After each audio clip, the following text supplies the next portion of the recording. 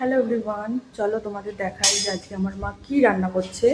আজকে তো সকাল থেকেই বৃষ্টি হচ্ছে, মেঘলা মেঘলা ওয়েদার, ঠান্ডা ঠান্ডা হাওয়া দিচ্ছে। মায়ের আজকে রান্না করতে কোনো কষ্ট হবে না, মানে রান্নাঘরে গরমে কষ্ট হবে না, সেটাই বলছি। ও মা, কি রান্না করছো আজকে? কি রাঁধছো তুমি বলো?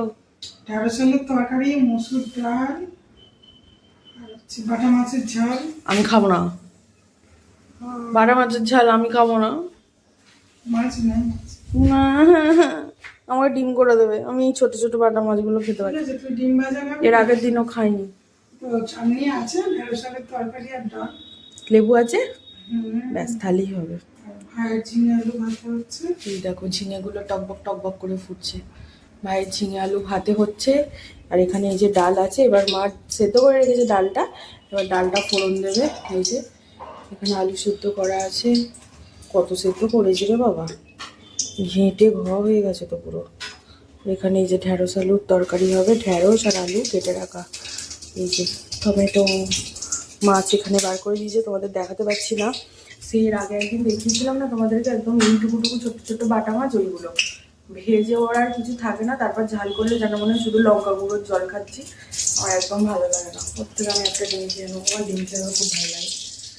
চলো, কি সুন্দর গন্ধ হয়েছে শুকনো লঙ্কা ভাজা।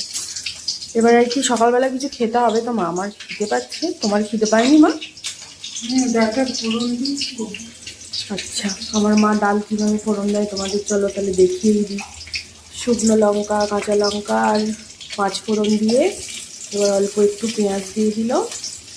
এই দেখো ডাল তো সেদ্ধ করাই আছে। এটা কিন্তু মানে নুন আর হলুদ ছাড়া সেদ্ধ করা তো, শুধু জাস্ট কড়াই ডালটাকে নেড়ে জল দিয়ে সেদ্ধ করা।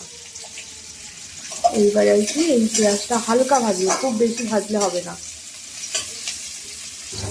এই যে দেখো অল্প একটু পেঁয়াজটাকে ভেজে নিয়ে এইবার আর কি পেঁয়াজটা কীরকম ভাজা হয়েছে জাস্ট দেখো, অল্প, একদমই অল্প, বেশি ছুঁয়ে পুড়ে গেলে কিন্তু ভালো হবে না। এতেই তো সুন্দর একটা গন্ধ বেরোচ্ছে ফোড়ন ভাজা থেকে, এতেই বোঝা যাচ্ছে যে ডালটা কত সুন্দর হবে। এবার আর কি দেওয়া হচ্ছে হলুদ। হলুদটা পরিমাণ বুঝে দিতে হবে, হলুদ বেশি হয়ে গেলে বা কম হয়ে গেলে ভালো লাগে না। আমার মা ডালটা ভালোই করে, মায়ের থেকে মামাদিটা ভালো করে। আর আমাদের বাড়িতে সবাই পাতলা ডাল খেতে পছন্দ করে, বিশেষ করে আমি তো শুধু ডালের জলটা খাই, আর ওর জন্যই আর কি পাতলা পাতলা। এবার ফুটলে দেখবে কালারটা কি সুন্দর হয়ে যায়। এবার মা দিচ্ছে এর মধ্যে লবণ। এবার ফুটলেই হয়ে যাবে, ডাল কমপ্লিট হয়ে গেলে তোমাদের দেখাবো।